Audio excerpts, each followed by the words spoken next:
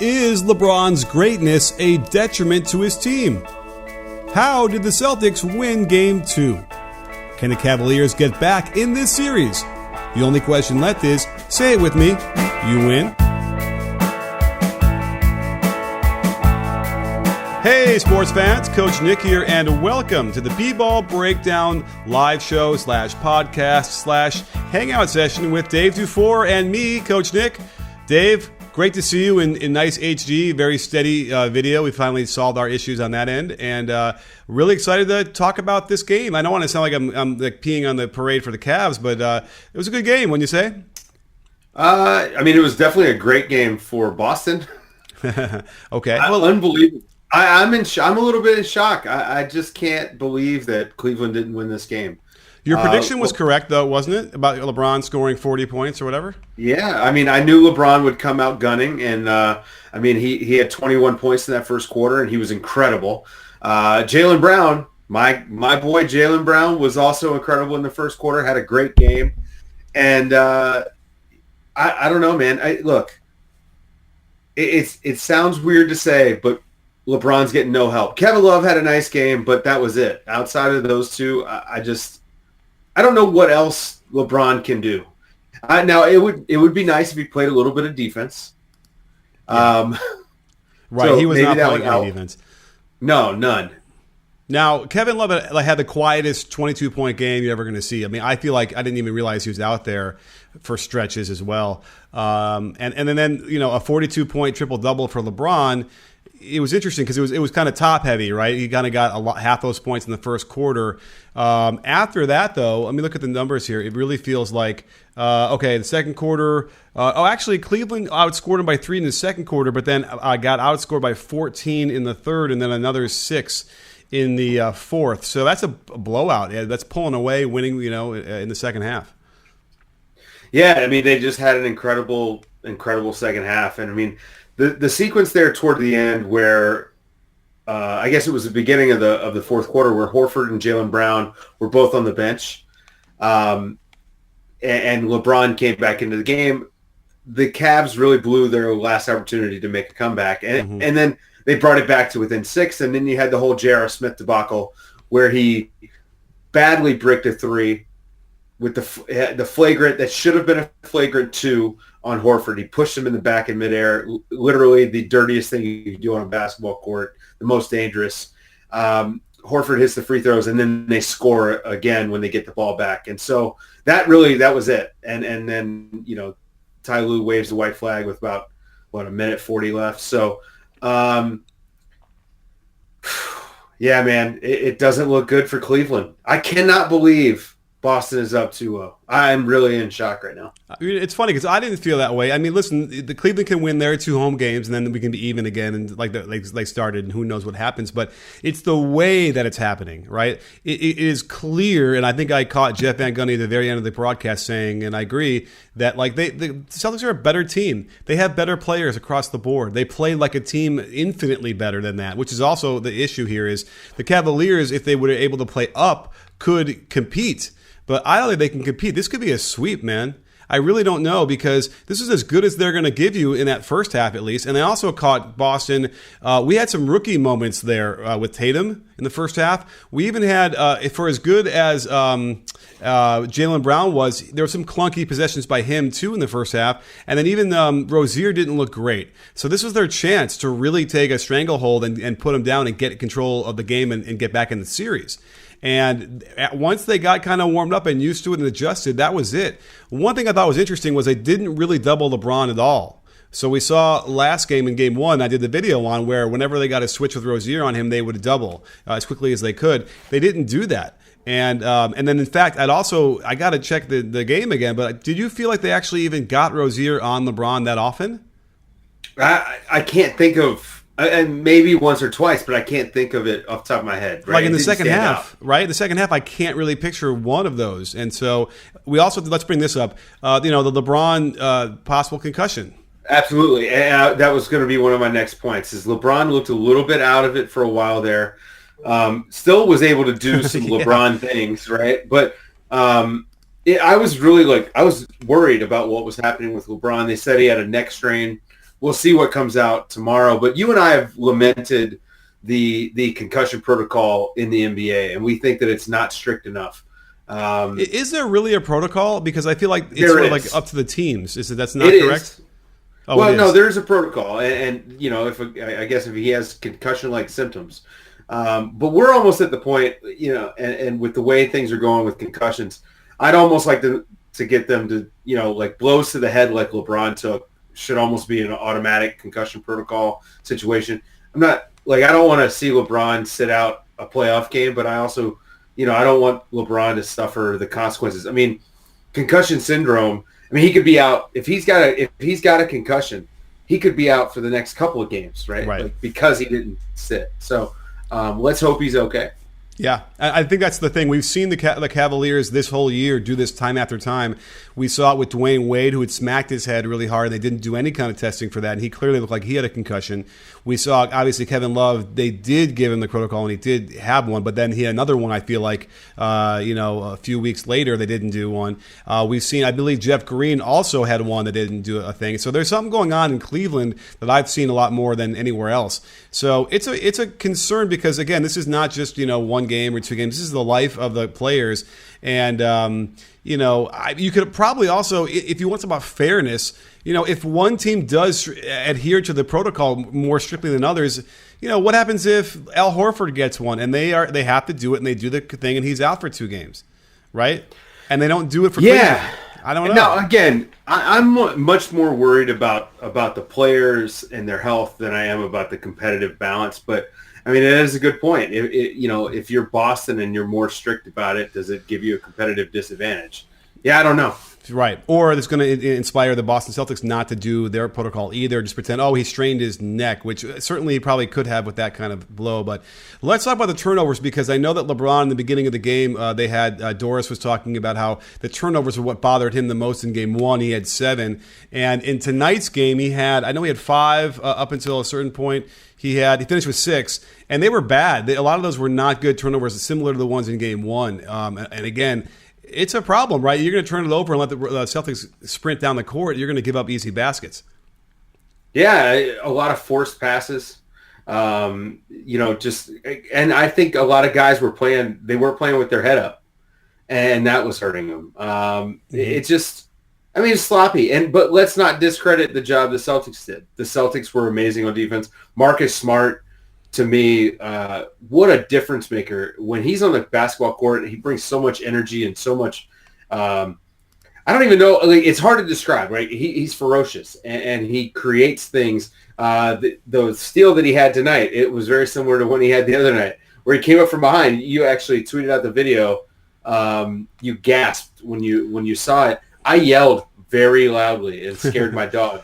Because it was so unexpected, and we should be used to Marcus Smart doing these things, but he still manages to surprise me. So he got half of a strip, almost like a deflection kind of, but the guy still had the ball dribbling, and he just laid out, going almost out of bounds, but in the air, knocked it away and got the steal. It's funny because I rail against diving on the ball for loose balls. That doesn't count, by the way. That wasn't a loose ball. That was a just lay out to try and make a play and see what happens, and he did.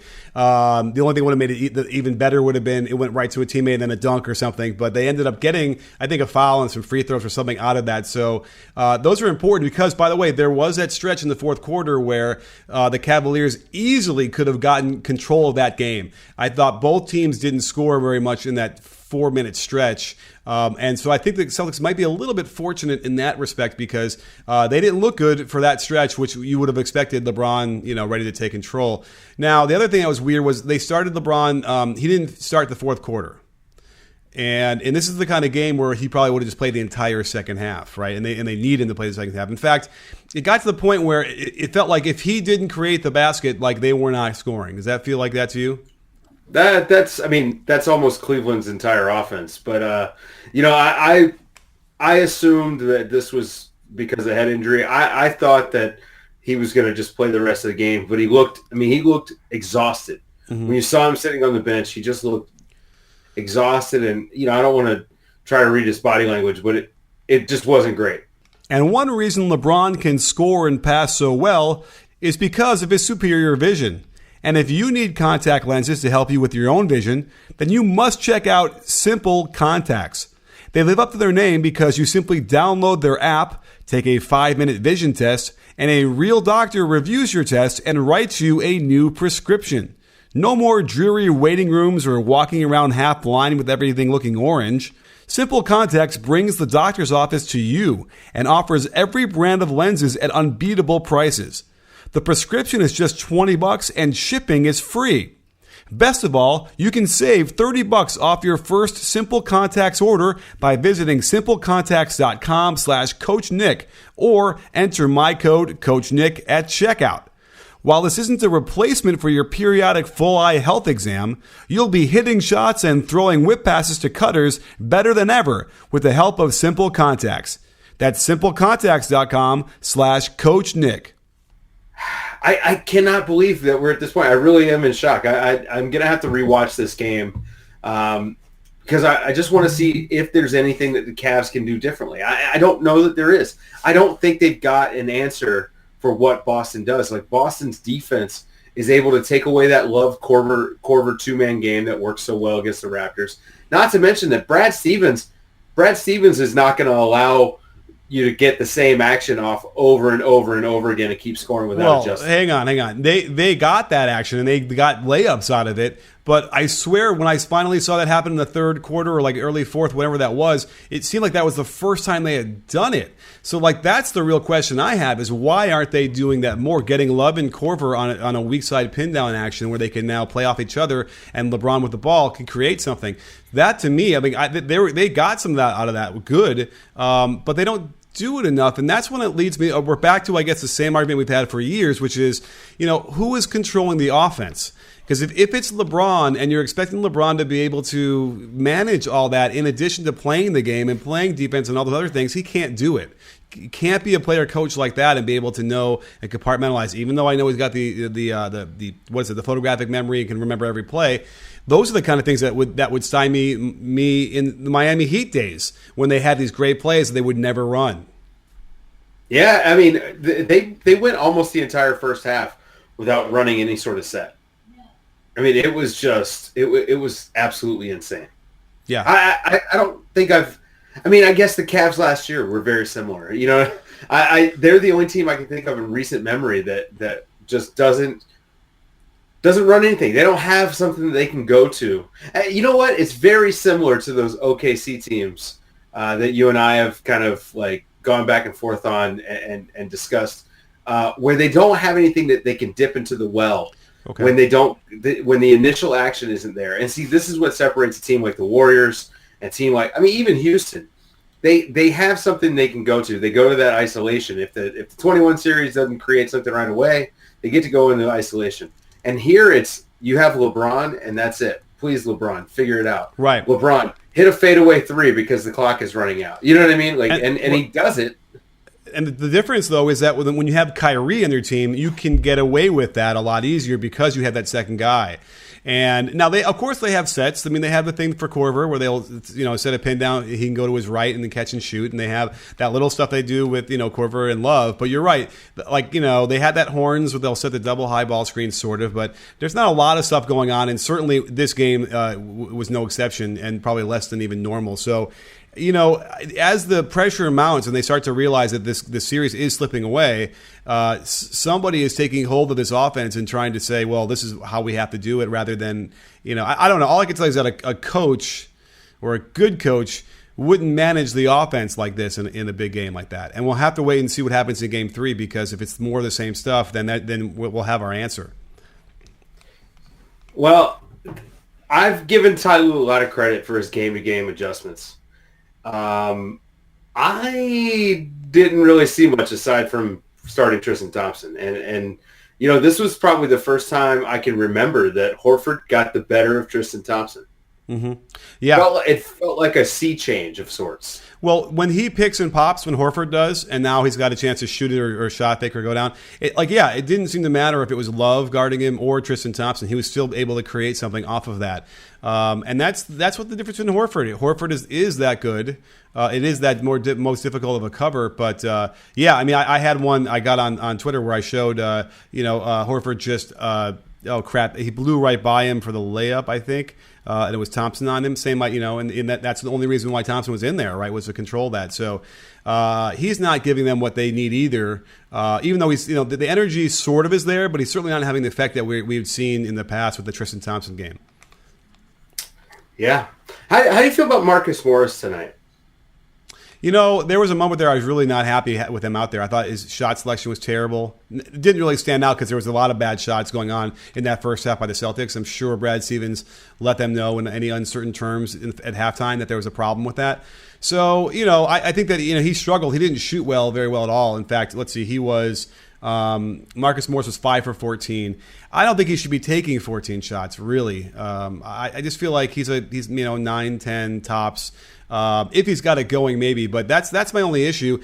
He wasn't really that effective defensively either. They weren't doubling, and they're not going to double when he's guarding LeBron either way, unless they radically change, which who knows, they might do in Game 3. But so I don't know. I wasn't really that happy with the way he played. Are you in agreement or not? Yeah, I'm right there with you. That's why I was asking. The Aron Baynes minutes were fantastic, though. Yeah, hit another 3. It's crazy. And somehow he and Marcus Smart have this some sort of Vulcan mind meld going on, and Marcus Smart can bobble the ball right to Aron Baynes every single time he needs to. It's pretty incredible. And Marcus Smart threw a lob to him, and he was able to, from a standstill, just get up and over the rim and dunk it. And I thought that was really impressive for a guy who's got to be 270, right? I don't know what he's pushing, but he's a monster. And I don't think he stepped in at all. He just literally feet on the ground and just went up and got it. It was crazy. Yeah, hands were behind his head, which is really, really difficult. Yeah. So, listen, I've said all along that Aron Baynes pickup has been a really sneaky good, fantastic pickup, probably as good as any of the other guys they've gotten. And, every minute that they've gotten him on the floor, he's really done well, to the point where he could get more. Some guys you might think, you got to kind of make sure you get him out before he hurts you. I think this guy he played 17 minutes tonight. He could probably get at least 20. Yeah. Why not? Look, the Cavs are they the worst defensive team that you can think of? Yes. Successful defensive team. Okay. So, they keep breaking all these rules by, they're in the Eastern Conference Finals despite the fact that they are horrific at defense. And this is all about LeBron. And LeBron tonight did everything he could, and it still wasn't enough. God, I can't believe this. I think the Celtics are going to win this series. Believe it. And possibly in 5. Yeah, no, it's got to be 80 or 85% chance when you win to go up 2-0. Whatever it is, it's got to be historically that high. Again, we can't bet against LeBron, but yeah, look at how, and again, it's weird because LeBron got a triple-double and he had 42 points, but it definitely, like we said, it was top-heavy, and it just wasn't having a profound effect on the game. Let's go through some of the comments real quick while we're here, because we want to make sure everyone gets included and discussed. So let's go. I'll kind of run through what we see here and see what we can respond to. So let's see. AB24NN says, the greatest player ever can't beat a team without its top 2 players. Wow. Are Hayward and Kyrie still the top 2 players? That's an interesting question. Yeah, I think, Al Horford is very, very good. Jaylen Brown is, doing everything I expected out of Jaylen Brown. Jason Tatum is hitting shots. Just some crazy shots. Not playing like rookie. Right. Terry Rozier's been fantastic. I think it's, LeBron is the best player in this series. You could argue that the next 3 are Celtics. Yeah. And then maybe it's Kevin Love. Kevin Love's in the mix somewhere in the top 5, but yeah, it varies so much from game to game. Right. Let's see here. Team Money 58 asks, should JR have been tossed? Is a flagrant to a toss? Is that what that is? It is a toss. Okay, and yeah, he should have been tossed and maybe even suspended for a game. I cannot say enough how dangerous what he did Yeah, and dirty and whatever. And clearly he had just checked out. Why he was even in at that point, I have no idea. He wasn't playing well at all. And again, Ty Lue just shoved him in there. It's just, Ty Lue's rotations are a problem too. Then he finally threw out Larry Nance out there, and that was completely ineffective. And so he's not making those moves either that are helping him. Not like when you see, Brad Stevens does that and gets production out of everybody, it seems. LeBron, this is Ty Lue's last stand, by the way. I'm pretty sure. This has got to be Ty Lue's last stand. Yeah, and it's funny because if he goes, we're going to get to 15 new coaches, right? I mean, I can't remember the last time. There was some summer not that long ago where we had double-digit turnover, and it's kind of hard to believe that we're right back there. It probably was like 5 years ago when all these contracts are starting to expire. But we had 0 last year, right? Is that right? Yeah, it sounds right, but I can't remember. Maybe. Maybe Phoenix was new, wasn't it? Didn't Earl Watson? No, Earl Watson got fired this season. Okay, so yeah. Yeah. So when they were due, yeah. Can someone in the Periscope chat find the stat, because Nick and I can't really look it up. Find the stat for us. What percentage? What's the win percentage for teams after they go up 2-0? Oh, okay. That's what we need. We got a question for you guys. So, yeah, we'll turn the tables. Let's see here. Here's a good question from Uncle Drew, 1995. Why no Clarkson? What happened to Jordan Clarkson? Well, did you see him in game 1?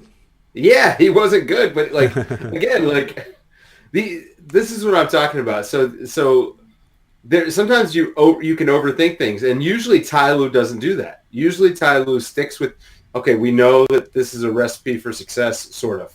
Mm-hmm. So we're gonna just stick with it. Yeah, but at some point, right? I mean, he was not good. I'm kind of trying to do a really quick lookup of him to see how many. Well, you know what? I'll do that in the really quickly. Just find out how many minutes did he play in game 1. Do we know?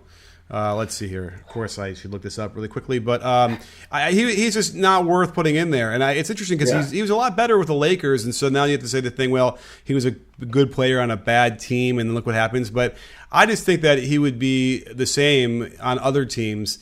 I think it's a difficult thing to be able to adjust to a LeBron James team. It's a different thing that you got to deal with a lot of other things that some players might not react well to. You right?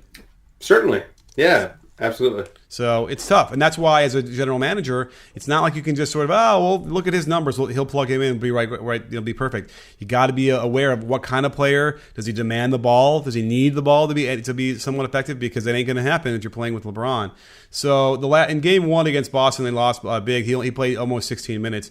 And he's been playing, a legit 15 minutes a game in the playoffs round. So, yeah, it's a weird thing to all of a sudden drop out completely, but it wasn't like he was producing.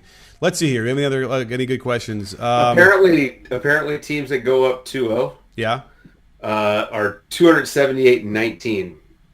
Oh, okay. So that's a lot better than 85%, I would think, right? Yeah, it's 93.6%. Thanks to at least 20 people that answered it. So thanks to all you guys. Well, let's see if I see whoever the first one is, I'll scroll and give you a shout out. So yeah, there you go. Patrick Ikina says it's not easy to knock down shots with no rhythm. And that's another great point where LeBron teams, you don't have rhythm. If you want to be a shooter on a LeBron team, you got to do what Steve Kerr did to get back in the league, which was, shoot around for 5 minutes and go sit on the bench and talk to somebody and then get back up there and shoot another 10 shots and go sit down. You have to be able to master that. And by the way, the thing that's interesting about that is that Kevin Love has mastered like the shot fake and then pause and then shoot it and make it, and no rhythm, and then it's sort of like out of necessity. He and Klay Thompson are the only two guys in the league that can do that. But what's happening with these shooters, it's similar to what's going on with Houston right now. You have a guy dribbling the ball for 20 seconds out of a possession, and you get the ball with only enough time to catch and shoot. And when you miss, you may not get it again for a while. Mm-hmm. You're going to get yelled at, maybe. So it's impossible to get a rhythm. And we saw it today. Like Eric Gordon came out and basically said that we need the ball removed. It's a little late for that. I would have started that argument in January. Yeah, but it's very similar. Well, the thing with that is that we can transition to Houston for a second. is when Harden goes out and it's just CP3, we see some of that movement, and there is a lot of that. But obviously we're not getting a lot of that now because Harden is going to play a little bit more than normal because D'Antoni is shrinking his lineups a little bit. So that's probably what Eric Gordon is sort of feeding off of, is that like they're not getting those handoffs and those curls that he can get. And I don't blame him. It's a really hard thing to do. And now here's the thing that we have is, with Cleveland, they've built a team around LeBron, and there's so much, I would call it over-reliance on him. So now these other players can't find themselves, don't know how to create for themselves or be aggressive. So the argument could very well be that when you allow a team to be that dominant or dominated by one player, when you get to the conference finals, it's gonna hurt you. Absolutely. This is why the Warriors do what they do. Yeah. And Steve Kerr talked about it on our show in my interview, where he said the energy, you get energy to play defense when you're part of the offense, and it's true. And when you're just standing there going back and forth in the corner, much like the Rockets do too, you just lose your energy and you're not as focused. And J.R. Smith, it doesn't matter what he would do because he's not focused on defensive end anyway. He just gets so lost. It's just scary to me. Yeah, he's almost unplayable at this point. I don't get how come Cedi Osman can't get any minutes. Yeah, why isn't he getting the Jordan Clarkson minutes?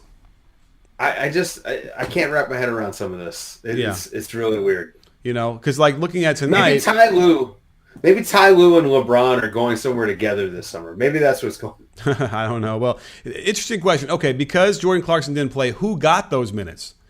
Now, Jeff Green got 27 minutes, so he must have gotten, because he doesn't normally play that many, I don't think. I'm just looking really quickly to see like who else filled that in. JR played 27, which is probably about where he was at. Now, George Hill got 33. You know what I mean? That's interesting. Kyle Korver only played 21 minutes. Larry Nance got some minutes. Yeah. So, which is weird because you wouldn't assume that Larry Nance would get Jordan Clarkson minutes. I think Jeff Green got a bulk of them. But you're right. Cedi Osman deserves a little shot at it at least because he's not, he's new and not, weighted down by years past of whatever's going on the Cleveland Cavaliers. I think even one of the announcers said that they roll their eyes more than any other team. And I'm trying to remember what play that was in response to, but I feel like you got some players here who are not necessarily all on the same page. You think? Do you think it's a little disjointed? Yeah. Let's see. Patrick Egan, the Hill love pick and roll, won them the Pacers series down the stretch. The role players are capable. Okay. The decision to start Thompson was a positive. I think it was a positive a little bit, but I think over the entire game, it didn't give them what they needed, which was, A, a win, but B, I don't think Thompson was doing his Thompson stuff after the, midway through the second quarter, right? Yeah, it became ineffective pretty quickly. Yeah. Okay. The Celtics adjusted. Eric for Three Bang says Celtics on the road are not as good. Of course, I mean, no team is as good on the road as they are at home anyway, so that's sort of par for the course. But do you have any inkling in your mind that like it's going to be a disaster and a different team when they show up in Cleveland? No. I don't put much weight in that. Savage Larry Bird brings up a good point in the comments here on Periscope. LeBron has played a ton of basketball. I mean, is there a chance that he's like, I don't know, because he scored 40 points. Like, it's so hard to say. Like, but I mean, he's not playing any defense. He blocked that one Terry Rozier layup. But other than that, there's just no defense being played at all. Yeah, and he blocked it, but I don't know. Yeah, I know. Yeah, whatever. It was on the way down, I think. But anyway, yes, you're right. He's not giving out on defense. He's not quarterbacking defense. He's not helping communication. We're tired of talking about it, aren't we? I mean, really, it's come to that, and they just somehow been able to overcome all of that. It kind of makes you wonder, like, Toronto really looks bad. I mean, this kind of gives you more grist for the Casey firing based on how what Boston's done in 2 games. I agree. Yeah, 100%. Let's see here. Why not just use LeBron within some horn sets? Well, they did do the high post split stuff, which is kind of basically half of horns, if you will, where they got the ball to LeBron at the elbow and they were splitting, and they got some layups for Love, and they actually got like a 3 for Love on that too, and that was when Corver was involved. So they do it, but again, it's exactly what we were saying before, is you run that until they stop it. And, okay, you go away from it for a couple of possessions, and you come back to it when you need a score. Does not happen with this team. Does not happen with LeBron teams. And it did in 2016. It did in 2016. They ran a lot more elbow stuff, a lot more split cuts, a lot like the rub play and the get actions, things like that. And they went away from that. I really think this team is missing Channing Frye right now. Channing Frye would probably be getting minutes, and it's a big deal that they don't have that guy. Well, they have shooters that would play that position because he's not going to give them anything on defense. So what is Channing Frye going to give them that they don't have? Oh, I think he would give them something on defense. I mean, I think he could stretch the court and give them a little bit on defense. He gets the Larry Nance minutes since Larry Nance apparently forgot how to play basketball. Yeah, I mean, I feel bad for him. He's probably just stuck in his head. It's a tough situation. Sure. There's probably not a lot of encouragement. Not that when I get Dan Dockich on the show, we'll discuss the mindset. But I think Larry Nance is a great example of a guy who pretend he was on Boston, like he would give them production. I think. Well, everybody's giving him production. Yeah, but he just strikes me as the kind of guy, right? Sure. Who he just needs that, and he's not going to get any kind of love or nurturing in Cleveland. That's the thing. And probably, now you've been around D'Antoni a bit.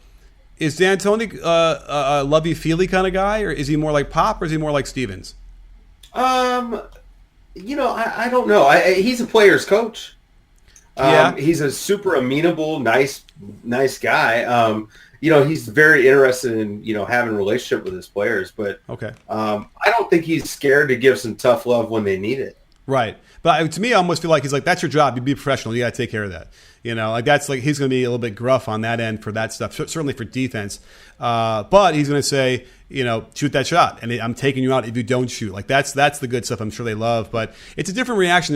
They had Tatum or I think it was Tatum interviewed after Game 1, I think, about what Brad Stevens brings, and you could just see that it was like mystical in the way he was trying to describe it. Wasn't probably even sure exactly what it is, short of his out of bounds plays just seem to always work. But there's a certain gravity that he brings and a certain emotional stability that I think that's when they didn't get down when they were down in the first half. They just kept plugging away, and they had that inner confidence that they knew they just stick to it. The game plan will work, and that's all you need as a coach. You can go a long way, and they're going to go a long way. I mean, listen, let's just pretend they get to the finals against the Warriors. They've beaten the Warriors before. Not this. I don't know what happened in the regular season this year, but certainly, Stevens has shown that he knows how to devise a game plan to beat the Warriors as an underdog. So, what do you think about that? I think it's a sweep. Another sweep. Okay. I think it's a sweep, and I think I think if Cleveland somehow makes it, it's a sweep. I think that it's just a wrap. Well, H. Control 10 asks, funnily enough, 18 minutes ago, but he must have known we were going to be talking about it. Do the Celtics match up better against the Warriors than the Cavs? I mean, they do. Yeah, without Absolutely. question. I don't think the Cavs would. The Cavs would lose in 3 if there was 3 games. The Celtics probably get a game, I would imagine, but either way, it would be an interesting series. There's no question in my mind the Celtics would have a lot more to offer the Warriors than the Cavs do right now. 100%. They've got better personnel as far as matching up. They've got a much better defense. They can defend. I just don't think they can actually score with the Warriors. That would be the big hang up for them. Right. Well, let's see. Should we do a really quick lightning round in the next couple minutes as we wrap this up?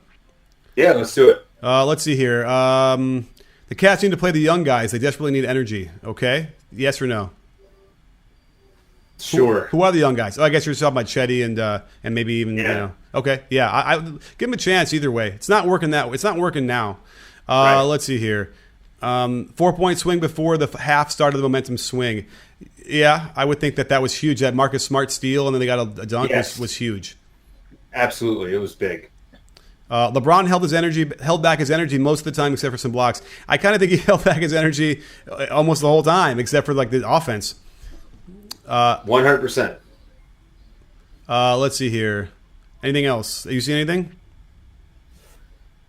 Boston is 37-0 and up 2-0 all time. Again, there's not a lot of connection to all of Boston's teams in this one, but it's still history's on their side without question, 93% of the time, whatever that is.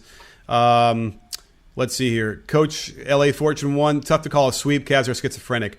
Yeah, but this episode of schizophrenia seems like it's taken hold. I don't know. I haven't seen enough in the darkness that there's some sanity still there. So I still am not ready to say it's gonna happen. Yeah. How about this? Can the Celtics with Gordon and Kyrie challenge Golden State? I think they could challenge them a little bit now, but for sure they could challenge them if they have Kyrie and Gordon and Hayward. Absolutely. Yeah, they're one of the things they're missing is elite shot creation, and that's what Kyrie brings. I mean, this is the reason that Cleveland won the 2016 championship is because of Kyrie, Yeah. Is LeBron's greatness a curse? It's not, I lost the question, but it was something like that. Is it a detriment? Interesting. It could be. What do you think? I don't even know. Do you mean like to a team? Like it's hard to manage the cult of LeBron, so to speak? I think that's part of it. But yeah, the over-reliance. Like, I mean, we kind of touched upon it earlier before, is that when you build a team, it's so reliant. We saw it with MJ before they got much better. You can't get past the Pistons. You can't get past the Warriors. It's like that. It's just you need to have a little bit more balance. And but then again, it's like, how are you going to say no to LeBron because he is so good? So I think it's an interesting question. Yeah, I mean, I think that's a good point. Yeah. All right. Well, listen, this was another great show. Really great to have everybody involved in here live and asking your questions. Don't forget, we will be here after every game going forward. I think finals included, right, Dave? That's right. Great. I'm all in. And if you missed part of this or a lot of this or some of this, you can always check it out in the next following morning as a podcast. We'll have it up and bright and early. And thanks for joining us, everybody. Dave, another great show. And don't forget, sports fans, at B-Ball Breakdown, not a channel, we're a conversation. You win? You win, Dave? Yes, I am.